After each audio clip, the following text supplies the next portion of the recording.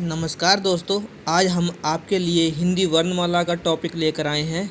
सबसे पहले हमें यह क्लियर होना चाहिए कि वर्णमाला होती क्या है। माला जो गले में पहनने वाली माला होती है, सभी को क्लियर ही है। और वर्ण आगे लगा दिया तो ये बन गई वर्णमाला। वर्णों की माला मतलब अक्षरों की माला। जो अक्षरों की माला होती है वही वर्णमाला कहलाती है। तो देखिए, हिंदी भाषा की सबसे छोटी इकाई वो ध्वनि होती है, साउंड होती है। सबसे छोटी इकाई, बिल्कुल छोटी इकाई वो ध्वनि कहलाई जाएगी। ध्वनि ही साउंड, वही क्या होती है, वर्ण कहलाता है। इसी ध्वनि को ही हम वर्ण कहा जाता है। या फिर जो साउंड होती है, अक्षर होते हैं, उसी अक्षर को ही हम वर्ण कहते हैं। अक्षर और वर्ण एक ही बात है।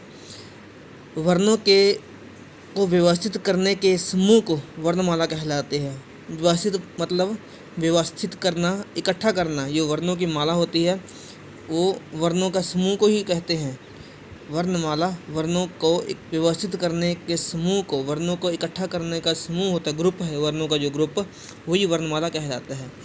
हिंदी में उच्चारण के आधार पर, उच्चारण मतलब बोलने के लिए, बोलने के उच्चारण के आधार पर 46 वर्ण होते हैं। 46 वर्ण कहलाते हैं टोटल, स्वर और व्यंजन मिला करके। इनमें से स्वर होते हैं बावल, 11 होते हैं, 11। और जो 35 व्यंजन होते हैं। परंतु लेखन के आधार पर, लिखने के लिए हम उसको 52 वर्ण प्रयोग होते हैं। लेखन में 52 जो वर्ण होते हैं वो हम प्रयोग में लाएंगे। इसमें 13 स्वर कहलाएंगे और 35 व्यंजन होते हैं। और 4 जो संयुक्त व्यंजन होते हैं जो मिलकर बनते हैं लिखने में, ये 52 वर्ण प्रयोग में होते हैं। इसको समझेंगे आगे। सबसे पहले देखिए, वर्णमाला के 2 भाग होते हैं वर्ण के। जैसे एक स्वर कहलाएगा, एक व्यंजन। अब स्वर क्या होता है इसके लिए देखिए पहले, जिन वर्णों को स्वतंत्र रूप से बोला जा सके, स्वतंत्र मतलब बिल्कुल आज़ाद, किसी की हेल्प ना लेनी पड़े, वो क्या होते हैं, वो स्वर कहलाएंगे। परंपरागत रूप से स्वरों की संख्या 13 मानी गई है, 13 मानी गई है, जो परंपरागत चलते आ रहे हैं पहले से।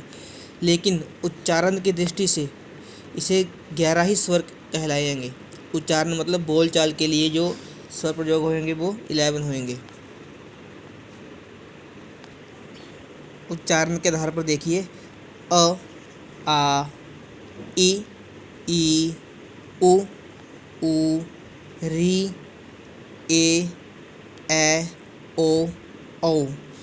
ये 11 स्वर होते हैं जो साउंड, जैसे बावल बोलते हैं उनको। और लेखन में सेकंड पॉइंट है, लेखन के आधार पर हम 2 वर्ण और जोड़ देते हैं।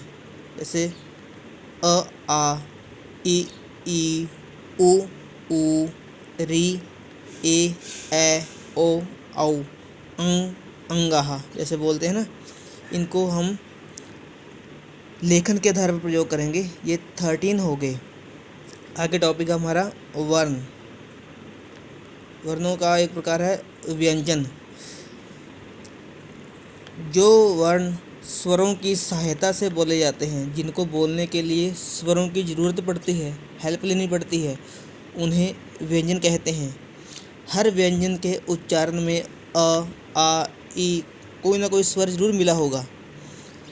अ के बिना व्यंजन का उच्चारण नहीं हो सकता, ई के बिना व्यंजन का उच्चारण नहीं हो सकता। कोई ना कोई स्वर हर व्यंजन में मिला हुआ होता है, इसलिए इसे हम व्यंजन कहेंगे। वर्णमाला में कुल 35 व्यंजन होते हैं। इनको देखिए, नंबर नीचे कवर्ग। कवर्ग में 5 अक्षर आएंगे, क, ख, ग, घ, ङ।